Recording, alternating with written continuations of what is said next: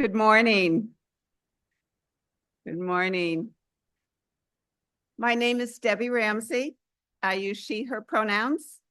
I serve as one of your Board of Trustees members, and I'm happy to welcome all of you on Zoom in the sanctuary to the Tahoma Unitarian Universalist congregation. Unitarian Universalists are a community of people who hold many beliefs, many origins, identities, sexualities, and genders. We uphold and celebrate the inherent dignity of every person, which means you are welcome here just the way you are. Love is the power that holds us together, like my shirt from the UUA. Love is the power that holds us together as we gather in community to seek life's deeper meanings and to celebrate the diversity of all living things and the divinity in all of us. We are all growing with and learning from one another. If you are here for the first time, we bid you a special welcome.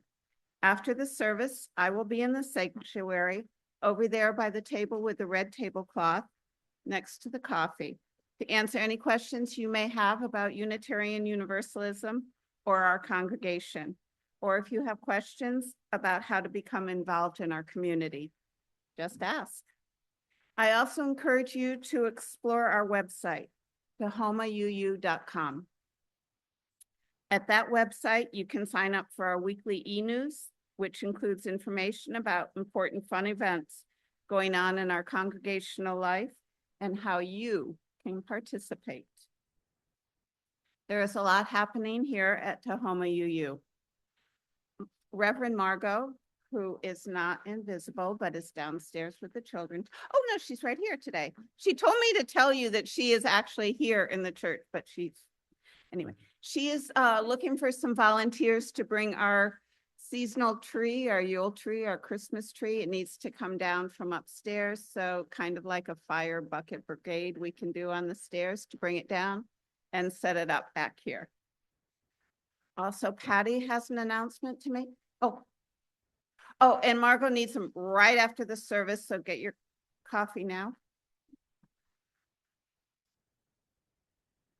Good morning. For those who don't know me, I'm Patty McPhee. I am the director of the art gallery space.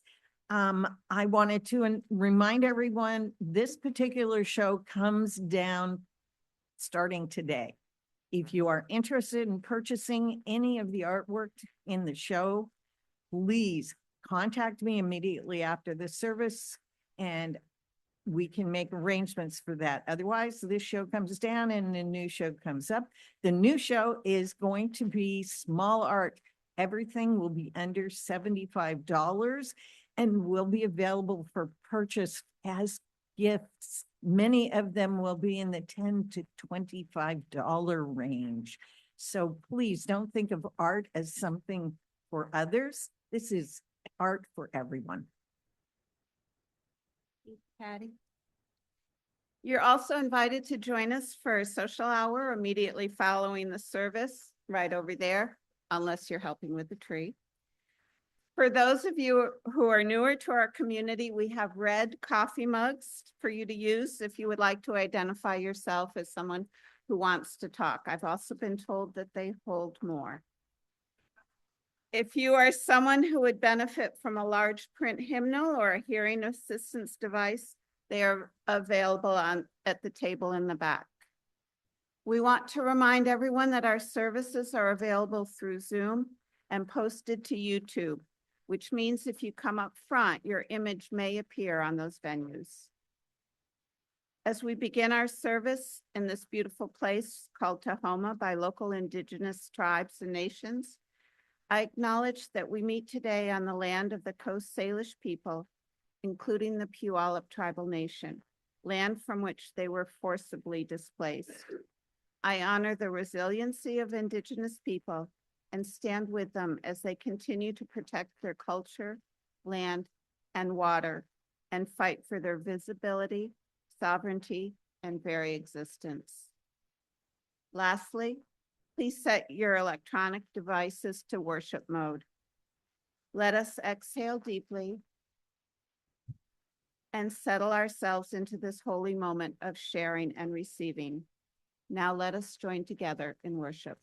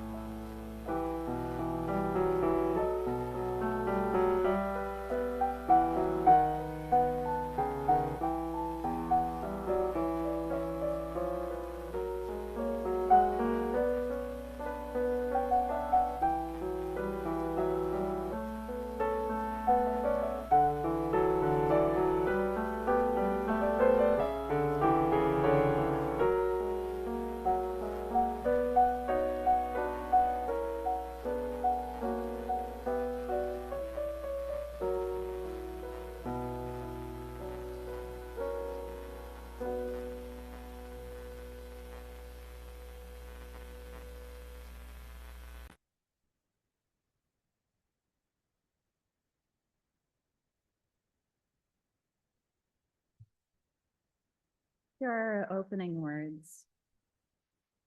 May we have eyes to see miracles in mundane moments. May the flame of our chalice remind us that gratitude grows not through waiting for extraordinary gifts, but through noticing the ordinary blessings surrounding us daily. From the Reverend Michelle Collins.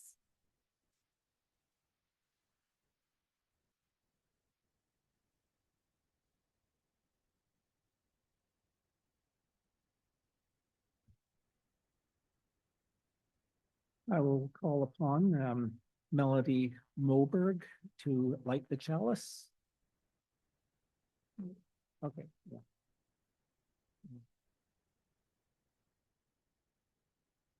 Mhm. Light this chalice in deep respect for the mystery and holiness of life, in honor and gratitude to those who have gone before, for the love and compassion for those who dwell in this, and with hope and faith the generations to come.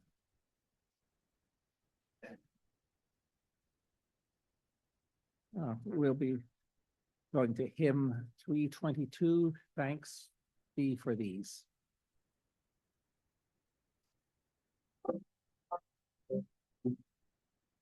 Rise in body or spirit and join me.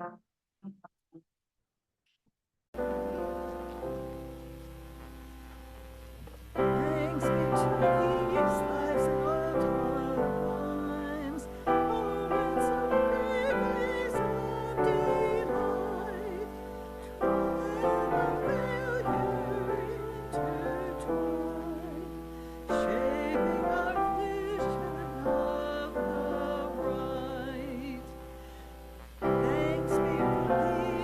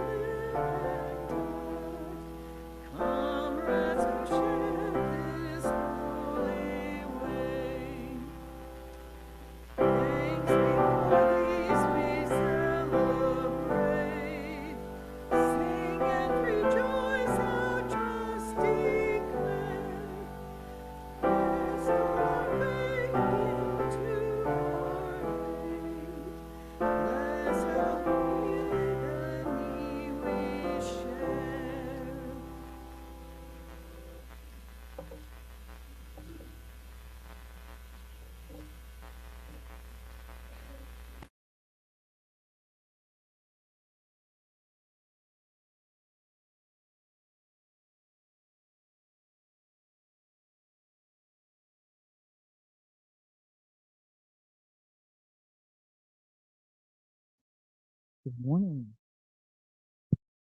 Okay. Uh, before we get started with our story for today, I would like to ask if everyone can hold up any food donations they got for the food bank so the children can come gather them from you.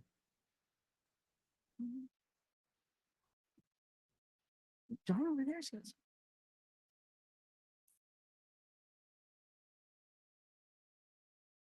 For those of you who don't know, this has become a weekly tradition for us to do good and service our community and for the children to be involved. And as you can see, they love to do it.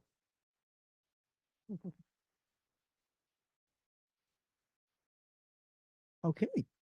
And today I'd like to welcome our child volunteer to read the story to us today. Good.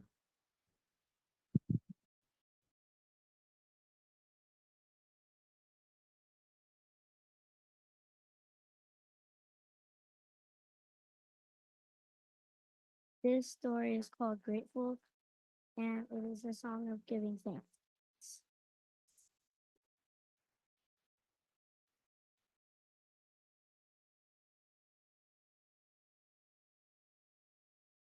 I've got a roof over my head. I've got a warm place to sleep. Some nights I lie awake counting gifts instead of counting sheep. The end.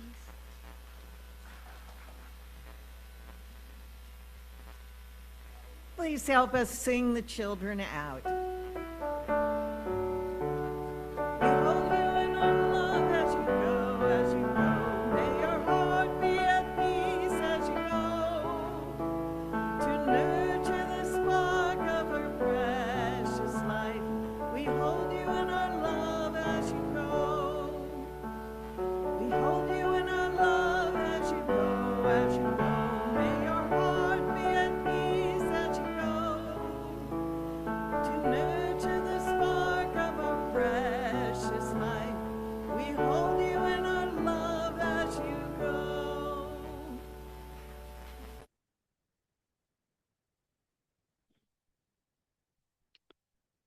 And now comes the time where we invite you to share what you can with our congregation. If you're in the sanctuary, you can give there. But if you're at home watching online, you can go to www.tahomauu.com. There's a give button at the top of the page and somewhere else on the page. In the header, there's a giving button, and surprise, surprise, they both take you to the donation page and it'll walk you through the process. Thank you very much.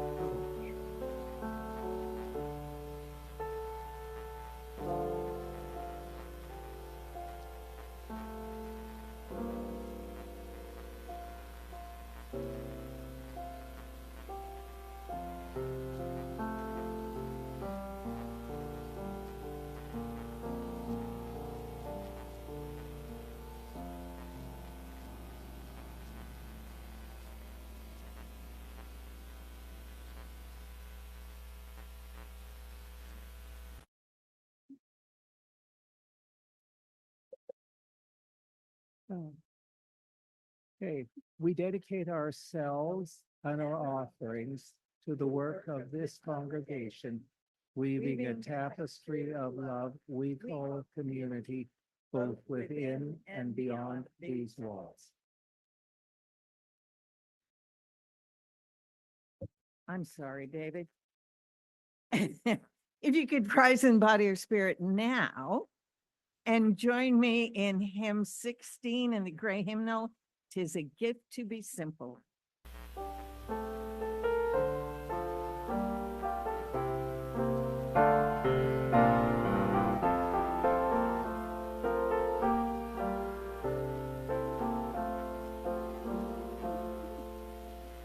"'Tis a gift to be simple, 'tis a gift to be free, 'tis a gift to come down where we ought to be, and when we find ourselves in a place just right, 'twill be the valley of delight.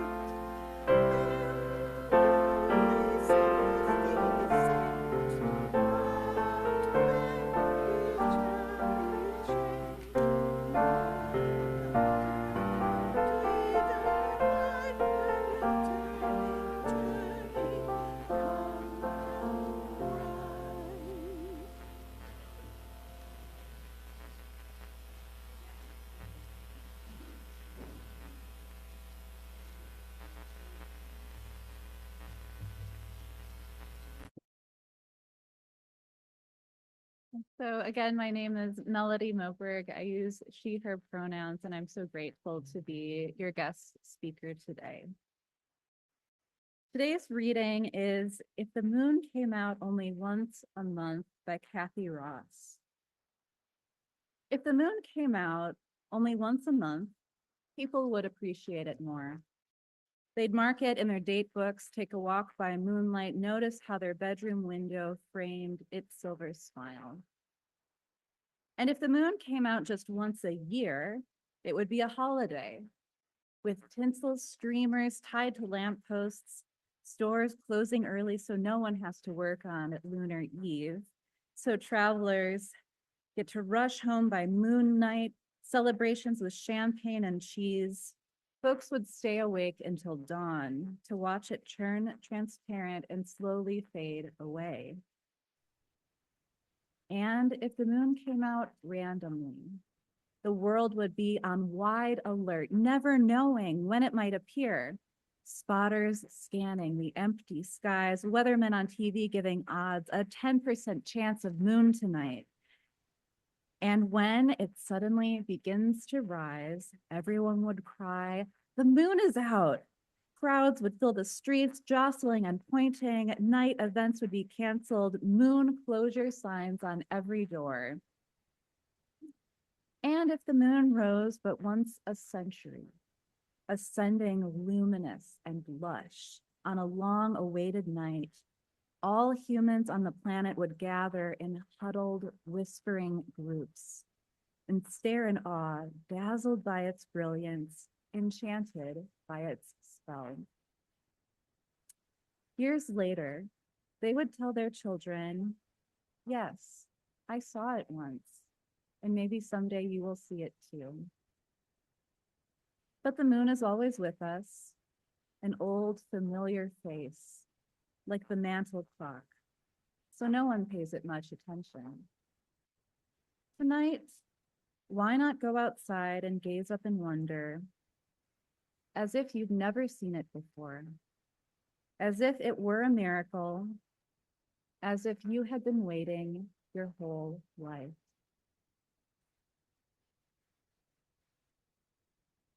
I am a lifelong Unitarian Universalist. For this, I am grateful.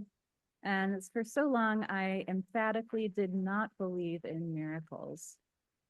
This is in keeping with our tradition in its humanism and its skepticism. I learned about science as well as myth in my religious education programming, and I was taught to see evolution and the Big Bang as events just as awe-inspiring as ancient creation myths, which they are.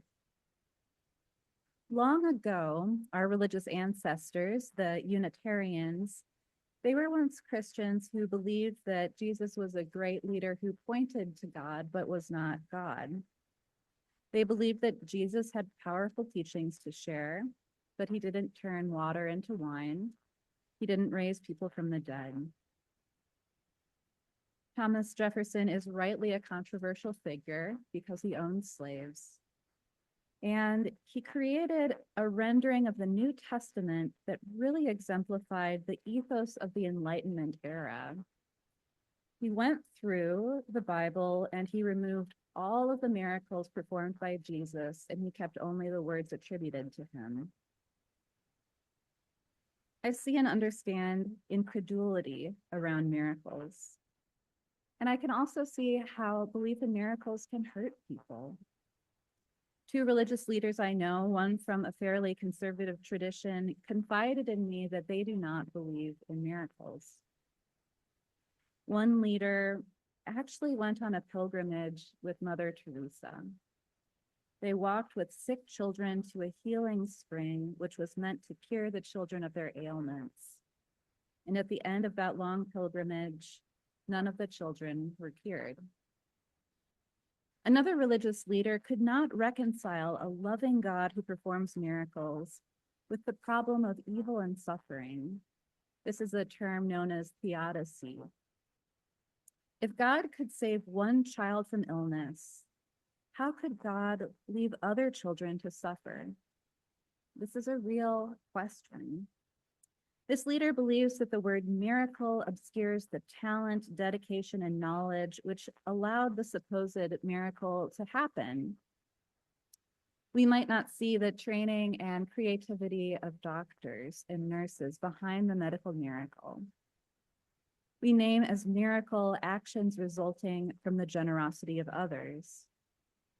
She told me, miracles do not exist. Knowledge and hard work do. And everything happens for a reason, and other lives I've loved. The religious scholar Kate Bowler explores her experience of receiving a cancer diagnosis at the same time that she was academically studying the prosperity gospel. This is the religious idea that is famous among televangelists, that God rewards believers with miracles and money. She writes, quote, everything happens for a reason. The only thing worse than saying this is pretending you know the reason. I've had hundreds of people telling me the reason for my cancer. Because of my sin, because of my unfaithfulness, because God is fair, because God is unfair, because of my aversion to Brussels sprouts. I mean, no one is short of reasons. When someone is drowning, the only thing worse than failing to throw them a life preserver is to give them a reason why they're drowning. And yet, the longing for miracles as they're traditionally understood is so human. I've been working as a hospital chaplain, providing emotional and interfaith spiritual support to patients and families in the hospital during moments of crisis. In this role, I was once handed a small bottle of baby oil, and I was asked to anoint the forehead of a Pentecostal man who was in a coma by his family. I was asked by his family to pray for him to walk again. I did not think this man would walk, but their request didn't feel worthy of condemnation. It felt like a sacred request to join the patient's family in the depths of their suffering.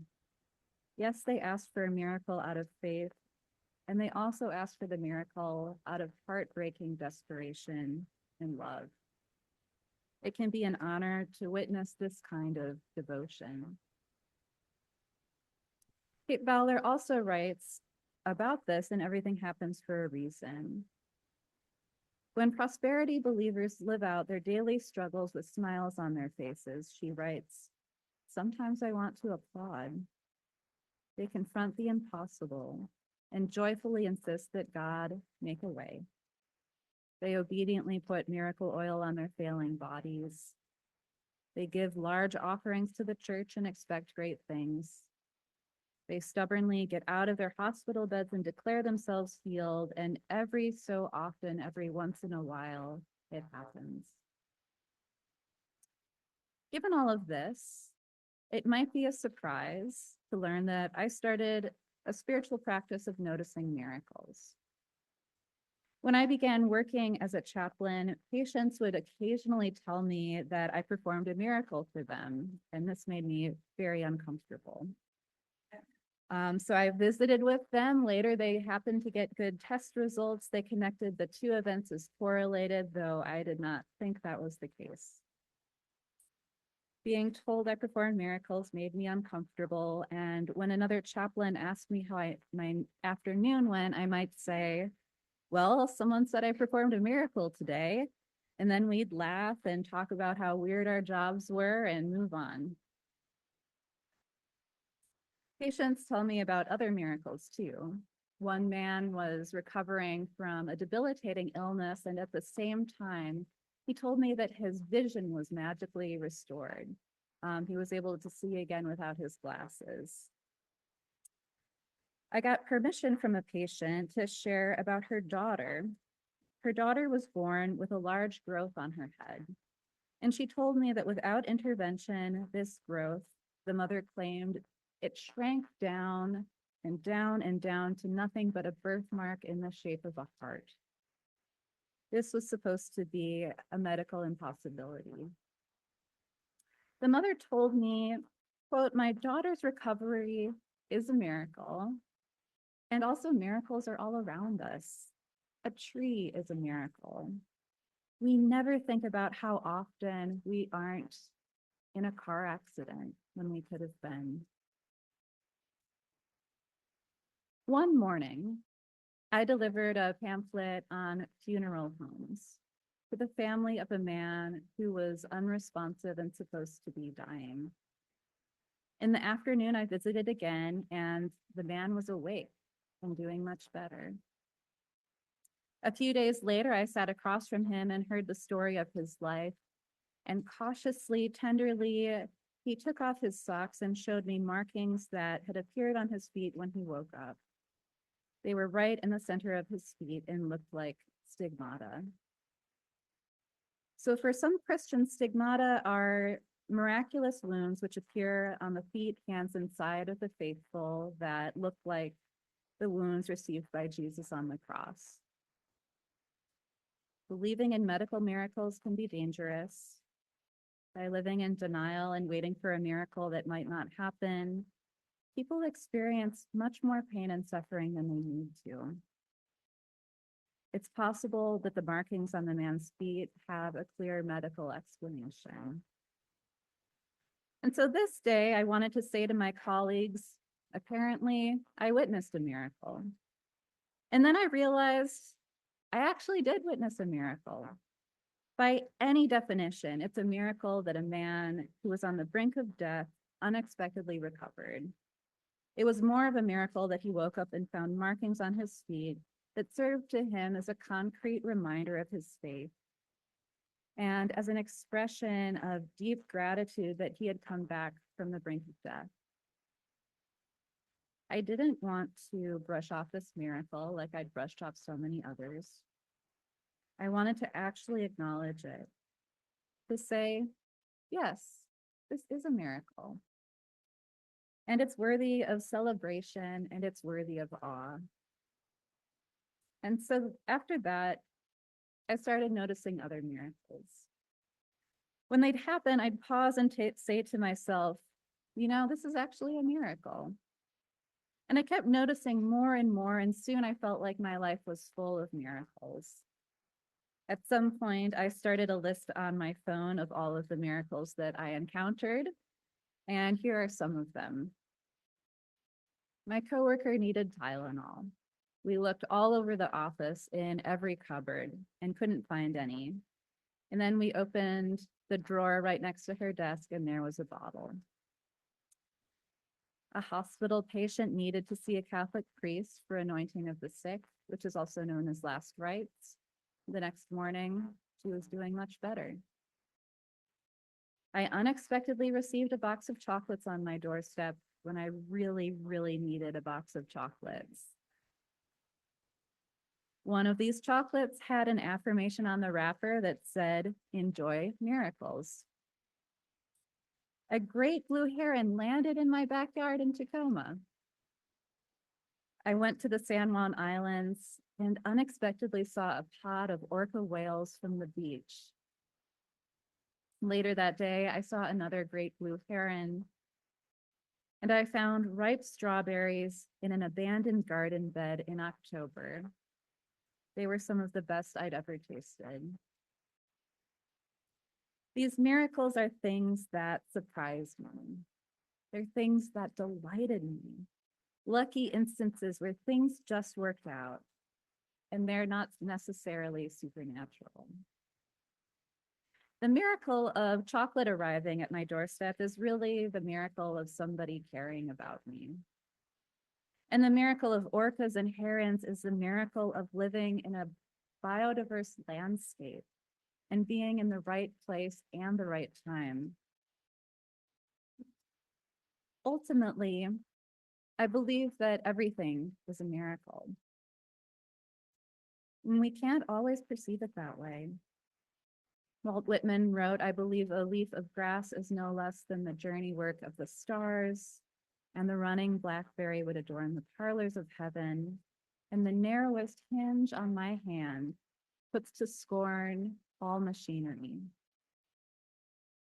And similarly, the author Barbara Brown Taylor writes, quote, "Earth is so thick with divine possibility. It's a wonder we can walk anywhere without cracking our shins on altars." I've only seen orcas in the wild twice. It was unbelievable to witness the pod as they surfaced, their huge dorsal fins emerging out of the water, reminders that we're not the only creatures on this beautiful planet. Our world is strange and holy and delicate. Imagine, as the poet Kathy Ross did in our reading, that the moon only came out once a century. She writes, "All humans on the planet would gather in huddled, whispering groups to stare in awe, dazzled by its brilliance and enchanted by its spell. But the moon doesn't come out once a century. It is with us always." And she concludes, "Tonight, why not go outside and gaze up in wonder, as if you'd never seen it before, as if it were a miracle, as if you had been waiting all of your life." One of the cognitive strategies that human beings develop to help us survive over many millennia is negativity bias. And many of you have heard of this. So it's easier for us to notice what's negative, and it's harder for us to notice what's positive. In the scheme of evolution, it's more important to be careful than carefree. It's better to notice a tiger hiding in the bushes. It's worse to get eaten. And so negativity bias is our overwhelming tendency to see the glass half empty instead of half full. In the book Hardwiring Happiness, the author Rick Hansen frames it this way. He writes, "Your brain is like Velcro for negative experiences, and it's like Teflon for positive experiences. They just slide right off." In the 1940s, Donald Hebb argued that neurons that fire together wire together. And this means that in our brains, the things that we associate together get linked and get stronger. Our habits get more entrenched the longer that we do them. The neural connections wire together and get stronger. If we tend to think negatively, our brains get really good, really good at thinking negatively. And if we practice thinking positively, our brains get better at thinking positively. Like so many human beings, my brain is usually Velcro for negative things. It's very easy for me to focus on what's bad and to quickly forget about what's good. Rick Hansen argues that the way that we hardwire for happiness is to notice what's good and then to really pause and luxuriate in those feelings of goodness. When I found that red strawberry in that old garden bed, I was delighted. I remembered it was October and strawberries are a gift of the spring. I looked at that deep red color and I really noticed it. I marveled at how surprised I was to see it and how remarkable it was that no small animals had taken a bite out of it before I did. And then when I ate it, I luxuriated in how sweet it was, and I let myself feel grateful for my luck. Letting these kinds of positive feelings in when things go well and letting these feelings linger trains our minds to be happier. In deciding to notice miracles, I began to strengthen the neural networks of gratitude and positivity. And the more I practiced looking for miracles, the more miracles I found. You are under no obligation to believe the unbelievable. Miracles can bring false hope, but the act of looking for the miracles of everyday living can also be a practice rooted in gratitude. It shines a light on the beauty, abundance, and community that is already hiding right in front of us. May it be so. And now is our time in the service to set an intention. So I'd like to invite you to uncross your legs if that's comfortable and set your feet on the ground or get as comfortable in your wheelchair or on the couch for those at home as you'd like. Softly close your eyes. Imagine it is the night. Above you is a dark sky full of stars. And in the center of this darkness, the moon that only rises once a century. The moon glows brightly. Its light falls upon your body. And as you gaze up at this moon, the light cleanses you. The moon's light makes you feel wonder and awe, and you feel your mind become clear.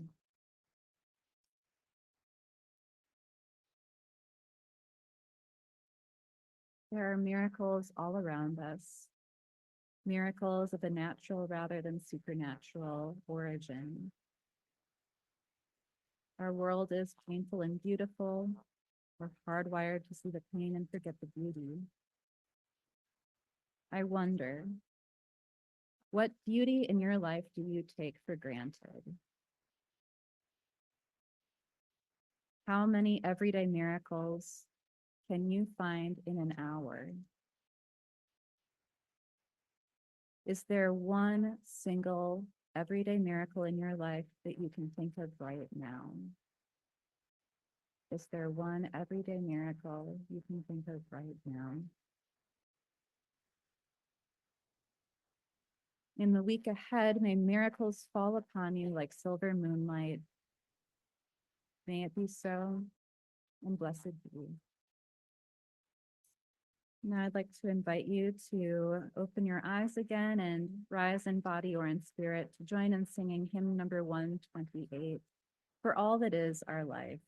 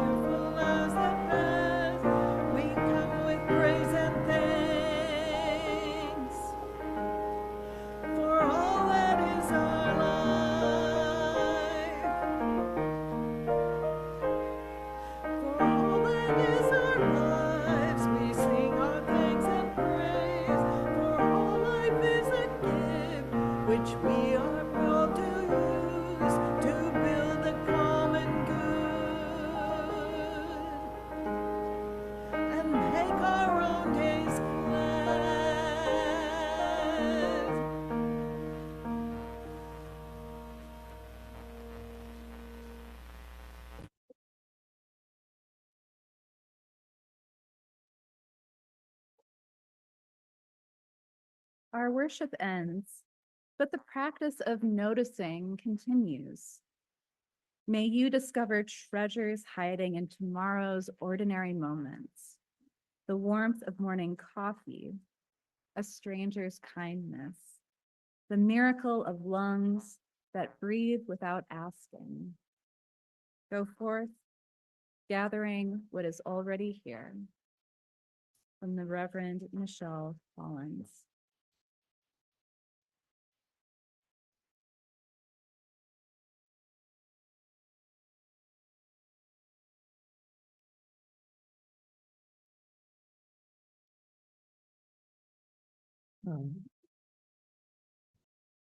Okay, we extinguish this flame, but not the light of truth, the warmth of community, or the fire of commitment. These we carry in our hearts until we are together again.